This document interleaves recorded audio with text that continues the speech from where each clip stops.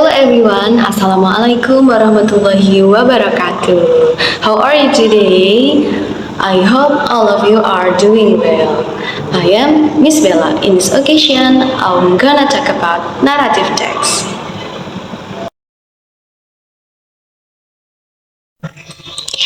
I wanna ask something to you all. Do you like read, listen, or watch a story? Apakah kalian suka membaca, mendengar, atau bahkan menonton sebuah cerita?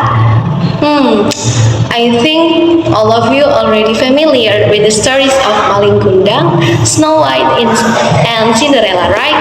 Dan saya pikir kalian juga sudah tidak asing bukan dengan cerita Malin Kundang, kemudian Snow White dan juga Cinderella, bukankah begitu?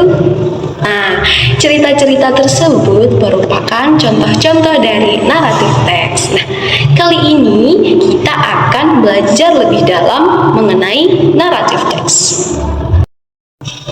What is the definition of narrative text and the social function, the generic structure, the language features, also the example. Jadi kali ini kita akan belajar apa sih definisi dari naratif teks itu, kemudian juga fungsi sosialnya apa, kemudian juga strukturnya seperti apa, kemudian kaidah kebahasaannya, dan juga pastinya contohnya tuh gimana sih. Nah, jadi sebelum kita mulai lanjut ke materinya, lebih baik kita melihat dulu capaian pembelajaran dan tujuan pembelajaran dari materi kita kali ini tuh apa sih? Nah, bisa dilihat di sini ada capaian dan tujuan pembelajaran dari materi kita pada kali ini. Di capaian pembelajaran ada 3 poin dan di tujuan pembelajaran juga ada 3 poin. Oke. Biar nggak lama-lama, kita langsung aja yuk mulai ke materi kita pada kali ini. Yang pertama yaitu about the definition of narrative text. Okay, the definition of narrative text. Narrative text is a non-fiction story that can take the form of fairy tales, myths, folklore, animal stories, and so on. Narrative text is also a non-fiction imaginary story. A narrative text usually use past tense. Jadi, naratif teks itu merupakan cerita fiksi yang bisa diambil dari dongeng, mitos, kemudian juga cerita rakyat ataupun fabel atau cerita terkait hewan dan yang lain-lain. Kemudian juga naratif teks merupakan dalam bahasa kita sehari-hari bisa disebut dengan cerita karangan. Nah, dan biasanya naratif teks ini menggunakan simple past tense. And narrative text has 2 social function. The first point is entertainment. Jadi, tujuan dari naratif teks itu adalah untuk menghibur, untuk hiburan para pendengar ataupun pembaca. And then second point is teaching moral values. Jadi, selain sebagai hiburan, naratif teks bisa digunakan juga sebagai acuan untuk kita belajar, mengambil cerita moral dari cerita tersebut. Jadi tidak hanya hiburan saja, di dalam naratif teks juga terdapat pesan moral yang bisa kita ambil untuk kita terapkan di kehidupan kita sehari-hari. After we learn about the definition and the social function of narrative text, let's move to the generic structure of narrative text. There is 4 points. The first point is orientation. It sets the scene and introduce the characters. So in this structure, itu pada bagian ini itu mengenalkan keadaan dan juga karakter dari sebuah cerita. And then the second one is complication, provides problems faced by the character. Jadi pada bagian ini akan ditunjukkan problem atau konflik yang dimiliki oleh karakter dalam cerita. And then the third one is resolution, states how the problems are resolved. Jadi pada bagian ini bagaimana problem tersebut dipecahkan. And then the last is reorientation. It concludes the story. Jadi pada bagian terakhir ini itu adalah menyimpulkan seluruh alur cerita yang ada di narrative text. But remember, it's optional. Jadi reorientation ini opsional, bisa dipakai, bisa juga tidak dipakai. Okay, next language feature of narrative text. The first is use past tense. In the simple past tense, we use past verb. There is regular verb and irregular verb. In regular verb, it always ends with D or ED. But if irregular verbs, it don't end with D or ED. You can look the example. Jadi, kaidah kebahasaan yang pertama yaitu menggunakan simple past tense. Biasanya dalam simple past tense ada past verb, itu ada dua. Yang pertama yaitu regular verb atau kata kerja beraturan. Kemudian yang kedua yaitu irregular verb atau kata kerja tidak beraturan.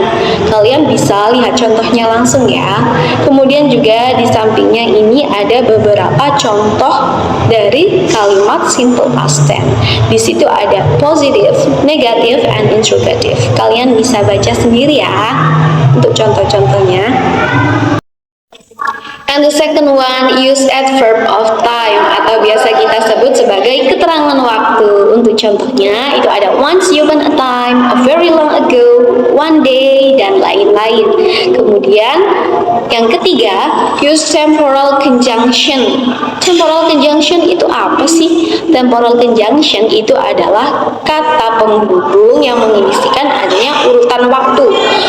For the example, like when, then, after. And then the fourth one is action verb to show action. Jadi kita menggunakan action verb untuk menunjukkan aktivitas. For example, like visit, jump, run, and etc. And then the last is direct speech to make the story lively. You can look again the example. Fracture story. What is fracture story? Fracture story is a story that has been written in another way. It aims at teaching an adult lesson or conveying a more modern moral message. In a fracture story, the elements of story are changed. The characters, the locations are usually different from the original story. Jadi, fracture story ini merupakan cerita yang ditulis dengan cara yang lain. Tapi tujuannya tetap sama, untuk menyampaikan pesan moral, akan tetapi diubah sedikit agar menjadi lebih modern. Biasanya elemen dari ceritanya itu diubah. Kemudian karakter dan tempat dari ceritanya itu juga biasanya berbeda dengan cerita aslinya. Sekarang kita akan belajar mengenai cara membuat fracture story. The following are several ways to make fracture story. The first, change the characters of the story. Jadi kita bisa mengubah karakter dari ceritanya. And then the second one, change the setting of story. Kita bisa mengubah latar dari ceritanya. And then the third one, change the plot of the story. Kita juga bisa mengubah alur ceritanya. And then the fourth one, change the point of view of the story. Kita juga bisa mengubah sudut pandang yang ada di dalam cerita tersebut.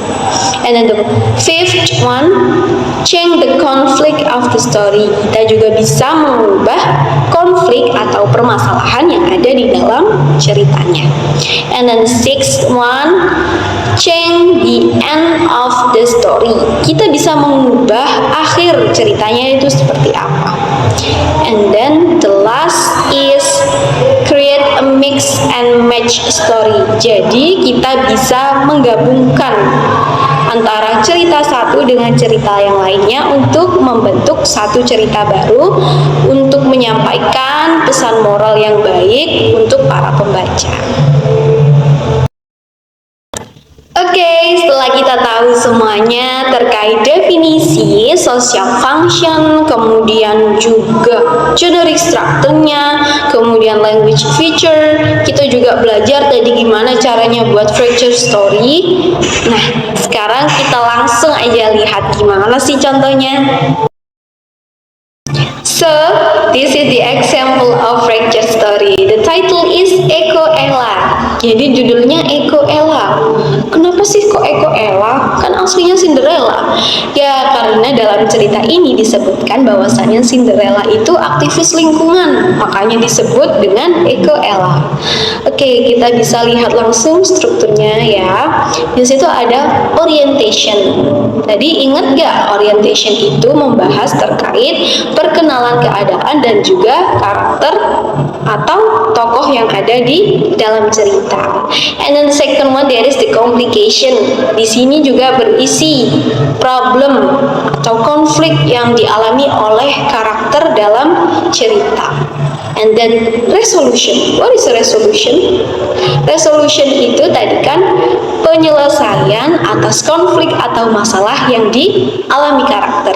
Kalian bisa baca ya example-nya untuk lebih lanjut.